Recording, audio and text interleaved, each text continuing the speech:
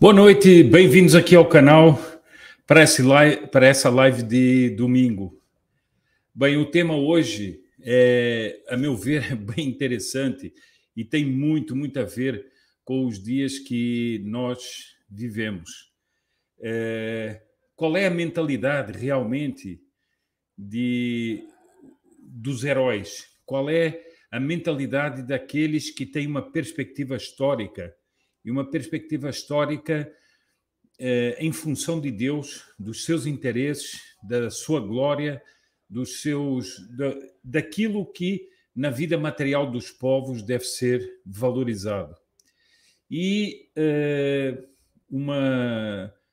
um exemplo concreto que eu vou trazer aqui, que é de um grande lutador, um grande cavaleiro templário, Jocelyn de Courtenay, e nós vamos ver como se constrói um destino, como se constrói uma vida, e é por isso que eu digo muitas vezes, não sou contrário a romances, nem a obras de literatura, claro, há obras de literatura famosas, interessantíssimas, mas eu acho as biografias das pessoas que existiram, foram de carne e osso, muito mais interessantes, porque não são invenções, são realidades. E nós vamos ver um traço fantástico deste homem, e eu vou, à medida, como eu costumo fazer aqui, à medida que eu vou dando o exemplo dele, vou fazendo remissões para o que nós estamos vivendo. Bem, mas antes disso, antes de entrarmos no tema, eu aproveito então para fazer aqueles pedidos de sempre. Por favor, aqueles que ainda não são inscritos, inscrevam-se no canal, ativem o sininho para receber as notificações aqui das lives. E aqueles que já são inscritos, verifiquem se ainda se mantém a sua inscrição, se ainda o sininho se mantém ativado, porque muitas vezes, não sei porquê, isso desaparece. Outro dia uma pessoa me escreveu dizendo o seguinte: olha, há muito tempo, até foi num chat de uma outra live, disse há muito tempo que eu não recebia uma notificação das suas lives, e agora finalmente recebi. Então, infelizmente, muitas pessoas não recebem. Agora, eu queria também pedir que aqueles que estejam assistindo gravado essa live, e também agora, né, deem like no vídeo e, na medida do possível, façam comentários, podem fazer perguntas, objeções, etc. Eu queria saudar aqui as pessoas que já estão aqui no chat, né? Agora, antes ainda de entrar no tema, eu gostaria de chamar a atenção do seguinte: eu não vou fazer, é claro que não vou fazer agora essa live sobre os templários. Eu vou fazer a live sobre um templário, que é Jocelyn de Courtenay, mas vou dar uma pitada aqui no início a respeito dos templários pelo seguinte: infelizmente, até entre pessoas boas, há toda uma lenda e lendas e versões sobre os templários que nada têm a ver com a realidade e que são mitologias, e mitologias até um pouco estranhas a respeito dos templários.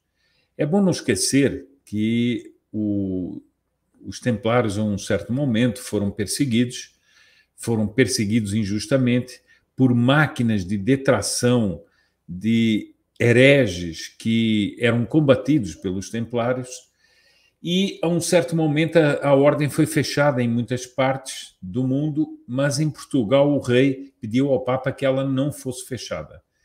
E era o rei Dom Dinis, e ele conseguiu então que os cavaleiros do Templo em Portugal, que eram fortes, se transformassem na Ordem de Cristo. E vai ser a Ordem de Cristo que vai descobrir o Brasil. Na realidade, propriamente, quem vai ocupar o território que seria o futuro Brasil vão ser os homens da Ordem de Cristo. Por isso as caravelas trazem a cruz de Cristo nas suas velas. Então, esta ligação da história do Brasil à história dos Templários é muito bonita. Mas, infelizmente, mais uma vez eu digo, há muitas mitologias sobre os Templários, mitologias um pouco esotéricas e sociedades secretas e que nada têm a ver com a verdadeira história dos Templários. Então, se me permitem, eu vou só dar umas pequenas informações. Como eu disse, não vou. Eu tenho que desligar aqui o telefone, porque me esqueci de desligar. Eu vou dar aqui alguns pequenos dados sobre como nasce a Ordem dos Templários. E é o seguinte: em 1118, os cavaleiros que tinham, cruzados, não é? Que tinham conquistado Jerusalém, que estavam naqueles territórios, começam informalmente a constituir uma ordem de cavalaria. Não era nada organizado. Aliás, uma maneira muito própria de fazer as coisas historicamente, né? Não é tudo com uma mentalidade moderna, tudo burocrático e organizado e com papéis, etc. Não. Há um nascer informal de cavaleiros que se reúnem no que seria uma futura ordem de cavalaria. Eles, inclusive, chamavam-se os pobres guerreiros do templo, em referência ao templo de Jerusalém, e depois passam a ser chamados templários, né? Os do templo, ou seja, templários a ver com o templo de Jerusalém. Isso porque eles eram homens que tinham ido, estavam nas terras onde Nosso Senhor tinha pisado. São Bernardo tem uma oração, um texto extraordinário, uma oração mais do que uma peça de oratória em que ele convoca os cavaleiros franceses a irem para a cruzada, e ele lembra uma coisa muito bonita. Ele diz o seguinte: naquela terra onde eles vão lutar, é a terra onde Nosso Senhor esteve enquanto homem. Ele falou com os outros homens durante toda a sua vida terrena naqueles lugares. Então, esses lugares precisam ser especialmente respeitados, precisam ser especialmente queridos pelos homens.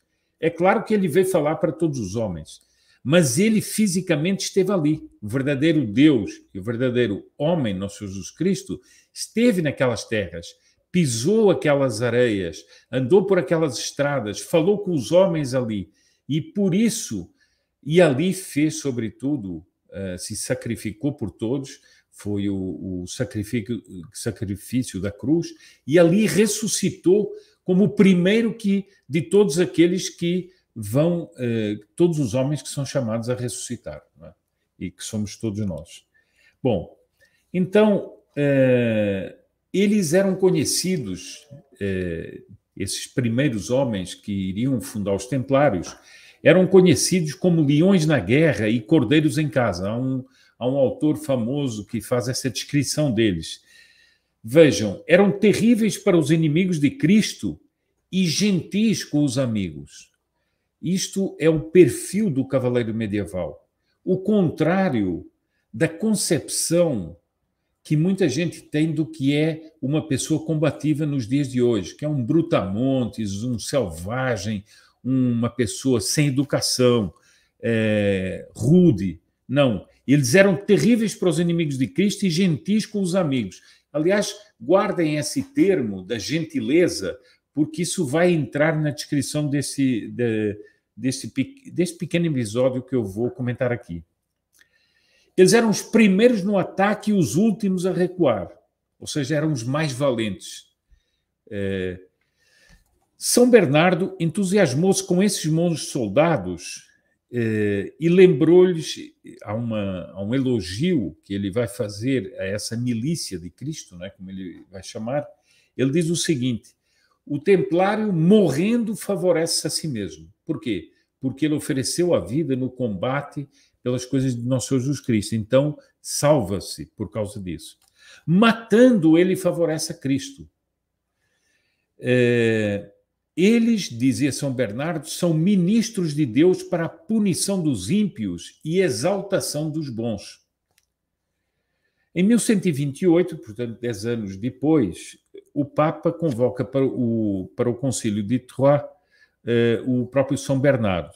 E ali dizem que São Bernardo terminou de redigir ou redigiu o que seria a regra da Ordem dos Templários. Portanto, a Ordem dos Templários nasce com as Cruzadas, a Ordem dos Templários nasce com São Bernardo, com a ideia que São Bernardo tem da milícia de Cristo, e não tem nada a ver com essas lendas meio sinistras e meio esotéricas da origem dos Templários.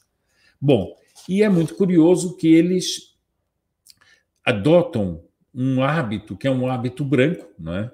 Para pôr em cima das armaduras, que era o hábito da Ordem de Cister, uma famosa ordem monástica, só que eles lhe acrescentam uma cruz vermelha em cima desse hábito branco.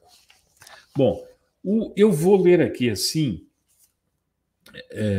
um trecho, o trecho que eu vou ler aqui é tirado de um livro de um famoso historiador francês que morreu há alguns anos atrás, chamado, não só historiador, mas medievalista francês, chamado Georges Bordenave. Ele escreveu muitos livros, escreveu um livro chamado Les Templiers, Os Templários. Eu li esse livro, li em francês, e é dos livros mais extraordinários que eu li sobre os Templários.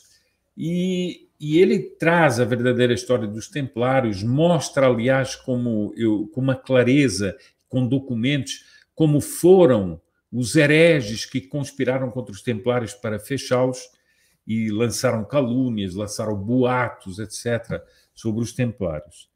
Bom, mas ele conta muitas coisas, eu me lembro de muitas coisas bonitas que ele conta nesse livro, mas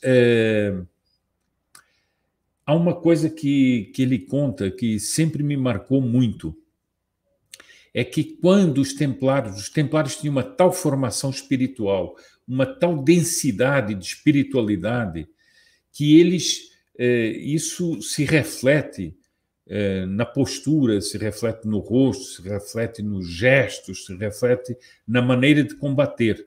E eles, quando saíam das suas comandarias, que eram as suas espécie de quartéis, né?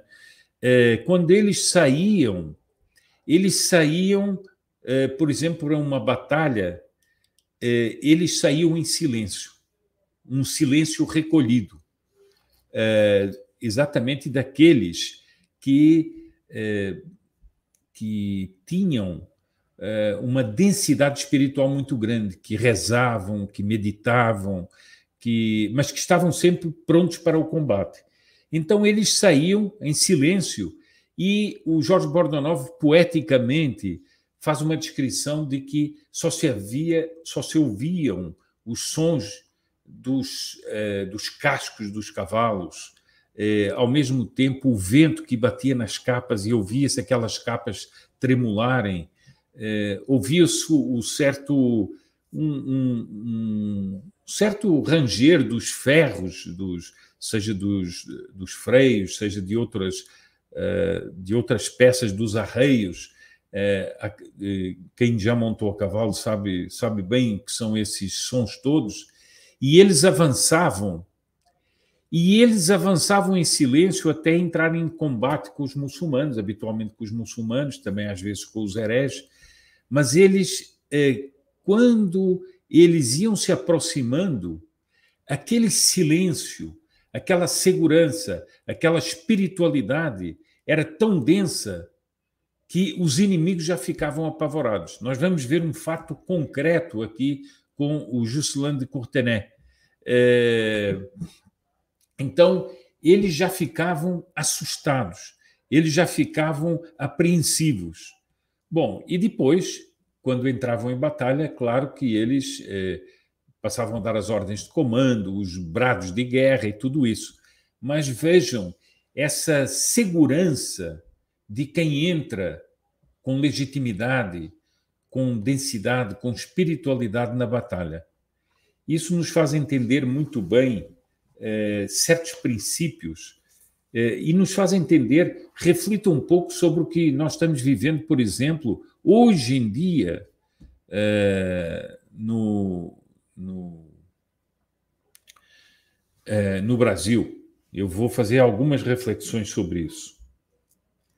Bom.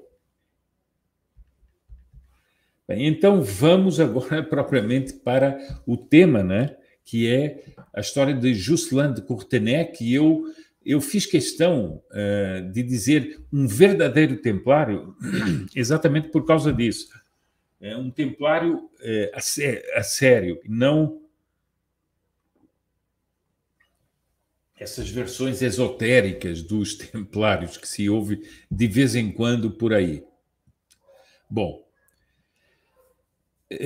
então esta ficha, este excerto que eu vou ler, é tirado exatamente do livro do Georges Bordenave, Le Templier. Ele diz o seguinte, o Jocelyn de Courtenay era de uma família de cruzados, era de uma família de senhores feudais e ele foi senhor do condado de Edessa. Edessa estava no limite norte do Reino Latino de Jerusalém. Quando os cruzados tomaram conta da Terra Santa, houve um reinado de Jerusalém, não é?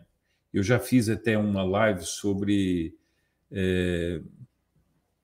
isso aqui no canal, não é? Quando falei de Balduíno IV, o rei leproso, não é? Ele era o rei do Reino Latino de Jerusalém. Então ele havia um condado chamado Condado de Edessa que tinha sido destinado aos Courtenay, que eram cruzados que tinham estado ali e que estavam ocupando esse território. Bom, ele era neto dos cruzados que conquistaram a Terra Santa. Bom, e o condado de Edessa estava sendo invadido por tropas muçulmanas da época. Bom, e ele que já tinha uma idade avançada, ele vai entrar em combate para defender o condado de Edessa do ataque dos muçulmanos. Ora, quando ele está no meio do combate, uma torre dessa fortaleza de Edessa tinha sido minada pelos muçulmanos e ela é explodida, e quando ela explode, o Jocelyn de Courtenay fica no meio dos escombros. Esmagado pelo desabamento de uma torre que fora minada, Jocelyn foi retirado dos escombros todo desfeito. Imagine um homem com uma armadura no meio de um combate, a torre onde ele está combatendo é minada, é explodida, e ele fica no meio dos escombros, ou seja, pedras, porque essas torres eram feitas com pedras, portanto, pedras pesadas, etc. Ele estava todo desfeito, ou seja, estava com fraturas, estava com feridas, estava com tudo isso. Hoje em dia, há certas pessoas que acham que estão no auge da história humana, não é? Aqueles que gostam de falar do em pleno século XXI, porque eles têm um celular, eles têm um computador, etc. E eles acham que, então, são o último grito do gênero humano, né? Mas não aguentam que alguém lhes faça uma observação, que alguém os confronte em alguma coisa e já ficam com mimimi. Este aqui estava no meio dos escombros, todo partido, todo ferido, e o que é que ele pede? Ele vê que os infiéis, depois daquela explosão, avançam por dentro da cidade e vão atacar a residência do patriarca de Edessa.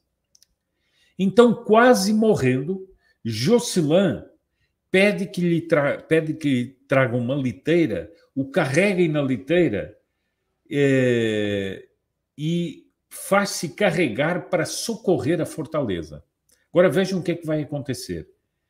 Tal era o seu prestígio que, mesmo carregado numa liteira, ele amedrontou os turcos a ponto destes fugirem da sua presença. Ou seja, ele já não podia combater, já estava todo partido, estava quase morrendo. Vencedor sem combate, como diz aqui o Jorge Bordonoff, vencedor sem combate, Jocelyn rendeu graças a Deus, nestes termos dignos de uma canção de gesta. Agora nós vamos ver a oração final que ele faz antes de morrer. Ele vai fazer uma oração.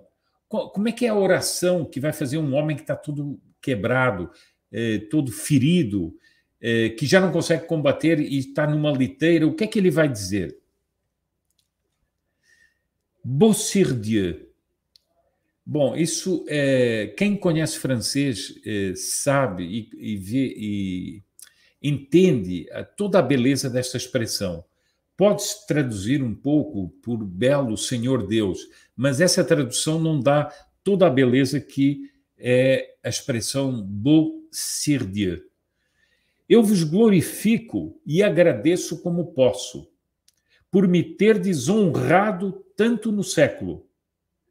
Portanto, ele diz o seguinte, que Deus o honrou a ele na sua vida. Agora vai dizer mais, principalmente agora ao encerrar minha vida. Então ele considera que está todo quebrado, está ali arrebentado, mas na defesa da cristandade, isso é uma honra que Deus lhe faz. Vós sois tão misericordioso para comigo e tão magnânimo que quisestes que de mim, semi-morto e impotente, reduzido a uma carcaça que nem a si mesmo pode ajudar, ou seja, ele não pode mais se mexer. Essa carcaça, maneira de dizer, o corpo, não pode mais se mexer. Portanto, não se pode ajudar a si mesmo.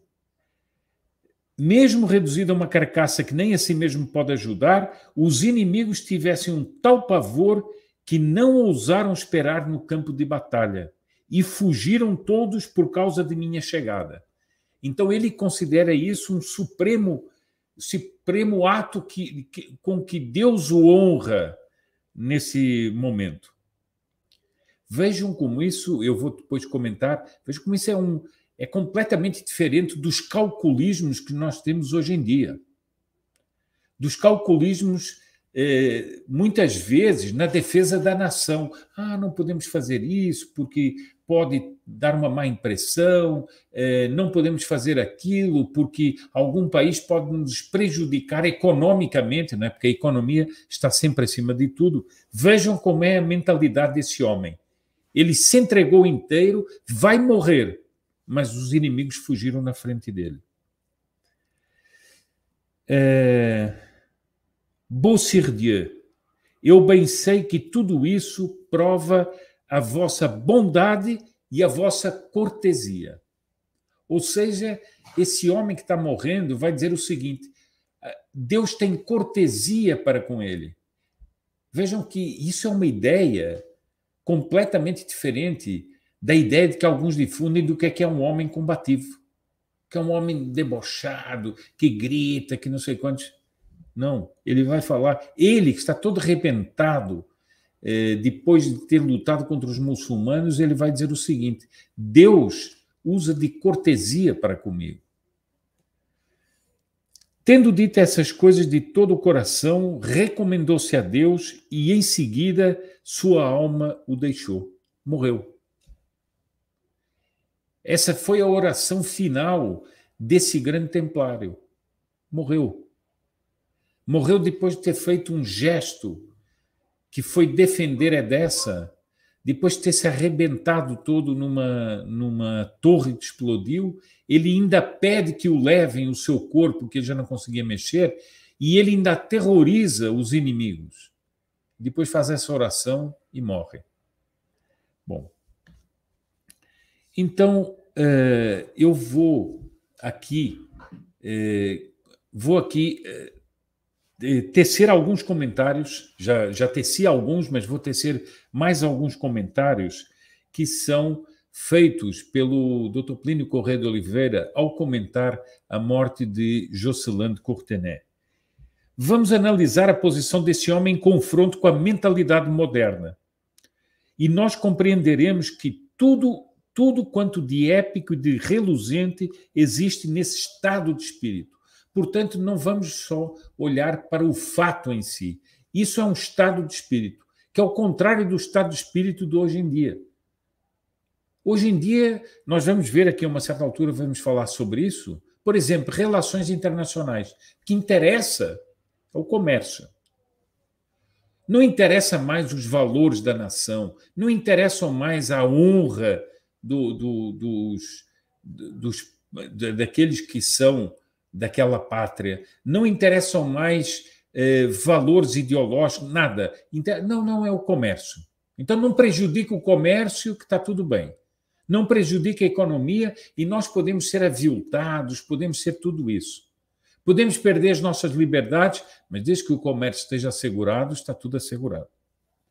Bom, e há muita gente que fica dizendo isso. Não, é preciso não reagir de uma maneira muito forte, porque senão o Brasil pode ter problemas econômicos. Não, o Brasil vai ter problemas muito maiores, não é?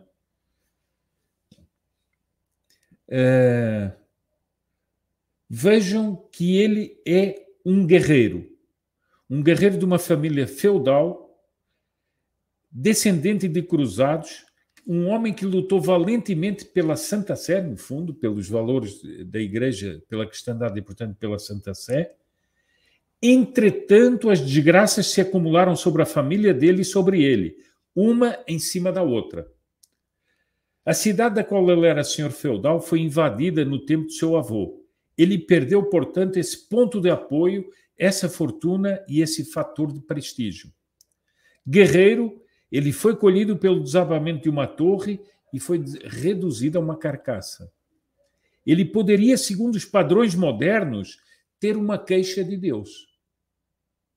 Então, mas eu dediquei minha vida, vivo longe da minha terra, porque ele vivia na Terra Santa e não estava na França, e acabo assim, podia ter uma queixa de Deus. Não, ele vai agradecer a Deus. Inclusive, vai agradecer a bondade de Deus e a cortesia de Deus para com ele.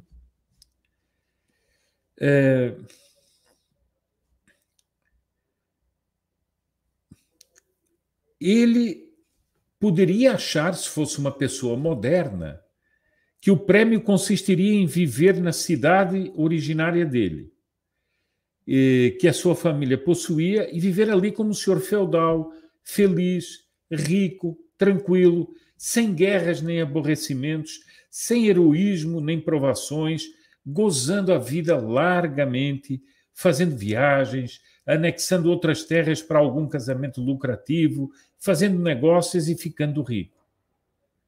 Esse homem, pelo contrário, perde todas as coisas que representavam o regalo de uma vida acomodada e burguesa ou de uma vida aristocrática com sabor burguês.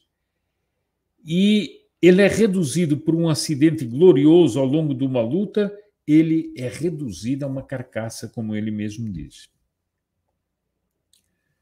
Ele era um grande guerreiro, ele era um grande general. E pela sua fama de general, os adversários várias vezes tinham fugido dele no campo de batalha. Nessa última vez, sabem que ele vai ser levado já numa liteira, ele não pode se mover, mas eles têm medo do ímpeto que ele comunica aos seus soldados. Eles têm medo do talento do guerreiro que ele tem. Esse homem considera a sua vida realizada. Ele se considera realizado, bem ao contrário do ideal acomodatício do homem do século XX, burguês, não é? Ele diz, no fundo, o que ele diz é o seguinte: meu Deus, eu sou uma carcaça, mas eu tenho alegria de ter sido feito uma carcaça por amor a vós. Vós me dais mais essa alegria, ó Deus, é de ter dado tanto medo aos meus inimigos que eles fogem todos, simplesmente sabendo que esta pobre carcaça, que já não pode andar por si mesma, esta pobre carcaça está no campo de batalha e os inimigos fogem. Meu Deus, como vós foste bom para mim. A minha vida atingiu o seu objetivo. Eu vos servi e vos servi como um herói. E a prova disso é que os vossos inimigos têm medo de mim. Eu vos agradeço, ó meu Deus, eu vos agradeço a vossa bondade. E depois essa expressão deliciosa, eu vos agradeço a vossa cortesia. É delicioso esse conceito de Deus cortês para com a sua criatura, elegante e distinto para com a sua criatura. Bom, ele morreu e a sua alma foi para o céu. Bom, qual é o choque dessa mentalidade para as mentalidades modernas?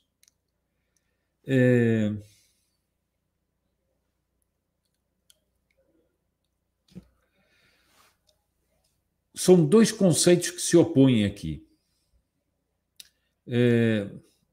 Um é o conceito segundo o qual a felicidade nesta terra consiste em gozar a vida, e outro conceito é a felicidade que consiste em ter conhecido um verdadeiro ideal e ter servido heroicamente esse ideal, sacrificando-se por ele, ainda que de modo pesadíssimo.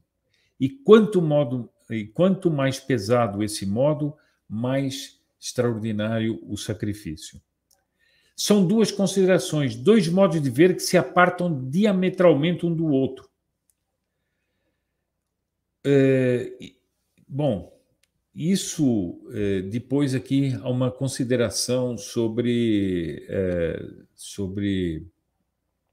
a felicidade que nós temos no céu. A mínima felicidade no céu recompensa todo esse sacrifício que é feito. Mas há uma outra ideia que está por trás disso, é que nesta terra mesmo há mais alegria em morrer depois de ter realizado uma obra, em morrer depois de ter servido à causa verdadeira, há mais alegria disso do que viver como um pachá.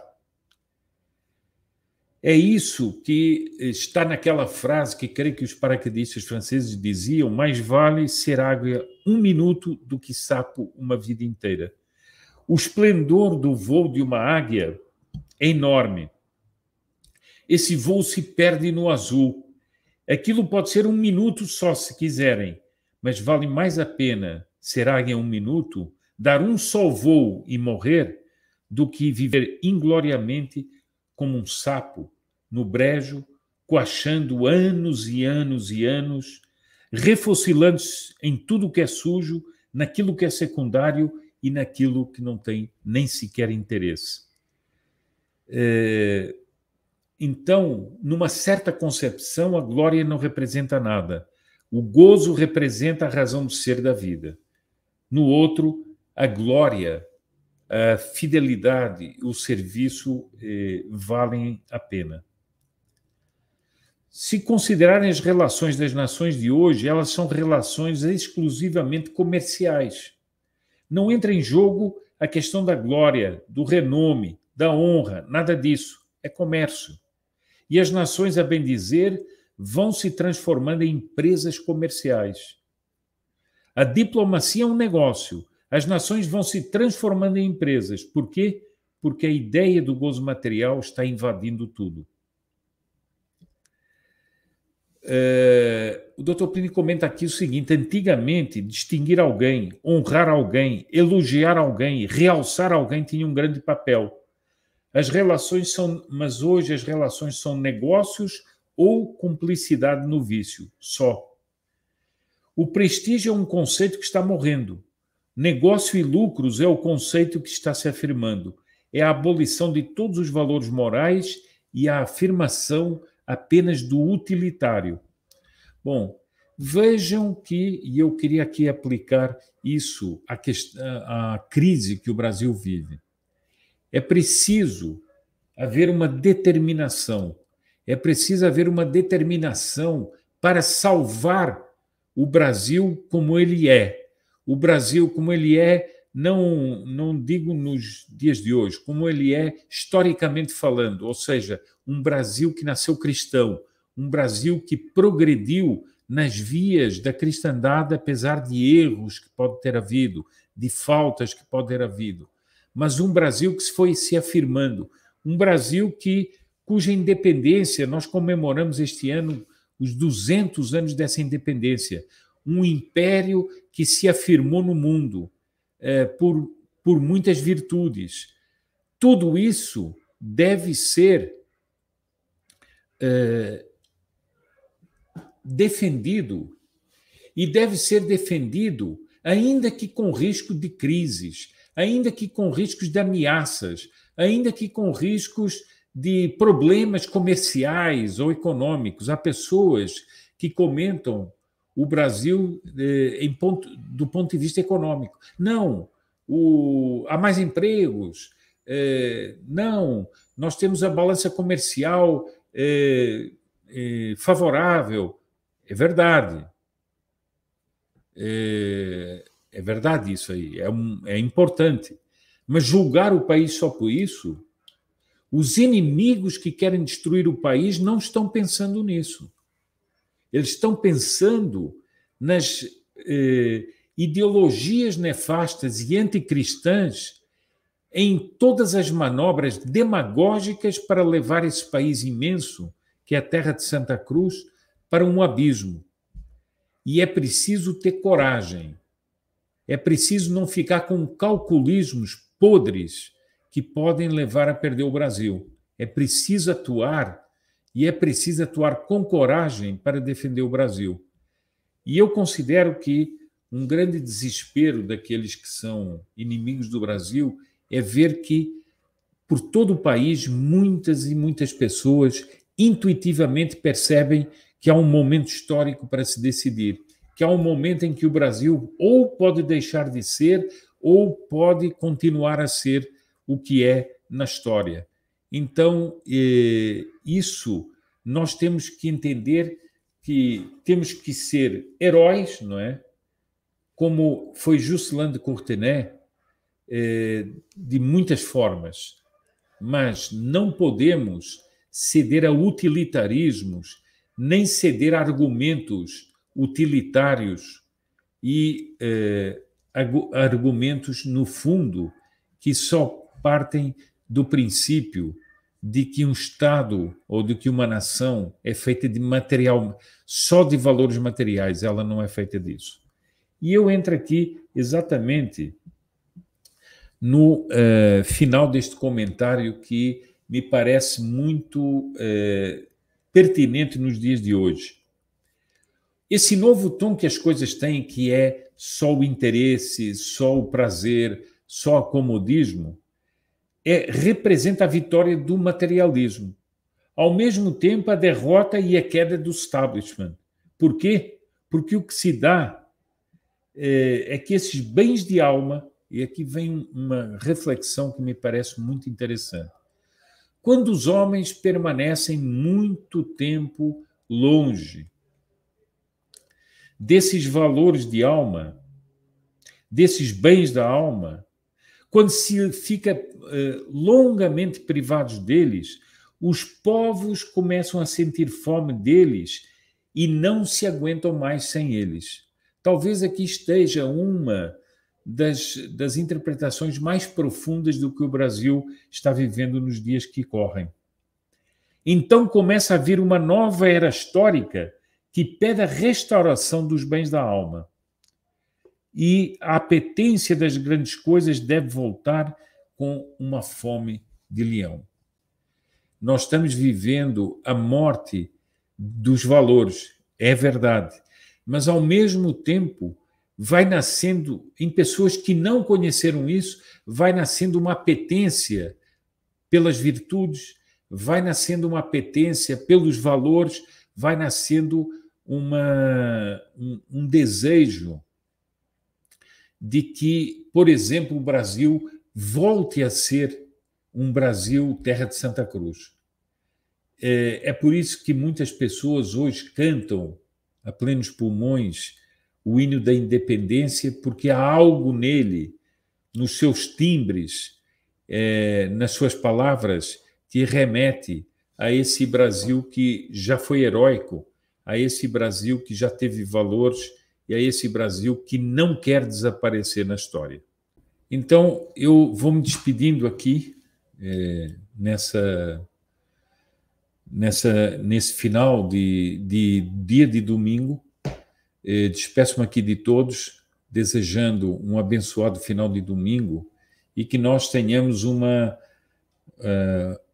semana cheia de confiança, de certezas e de coragem, como tinha um Jocelyn de Courtenay, que nós ouvimos aqui a narração dos últimos momentos dele, e possamos nos espelhar em homens assim, em heróis assim, para termos fé, termos determinação e não nos deixarmos também abalar por certas coisas que acontecem. Pensem só nisso. Esse homem estava lutando, de repente cai uma torre que estava minada, explode uma torre. Não havia nada pior do que pudesse acontecer a ele naquele momento. Ele não perde a determinação e todo quebrado diz: levem-me para dentro, para diante dos inimigos.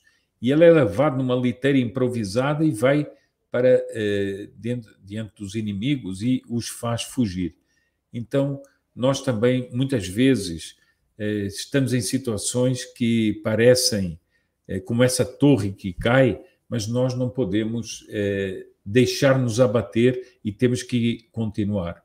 Uma boa noite a todos, um bom final de domingo mais uma vez, um abençoado final de domingo e até a próxima live aqui no canal.